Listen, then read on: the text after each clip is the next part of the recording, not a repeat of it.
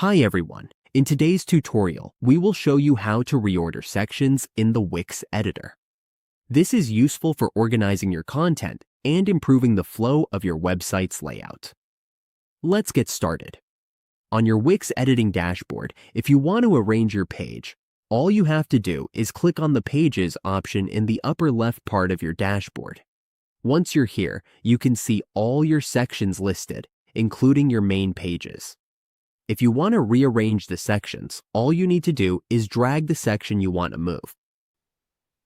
As you can see, when you drag a section, you can reorder your pages or sections easily.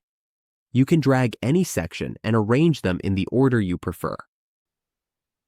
And that's how we reorder sections in the Wix editor. With this simple action, we can arrange our content exactly the way we want and create a better experience for our visitors.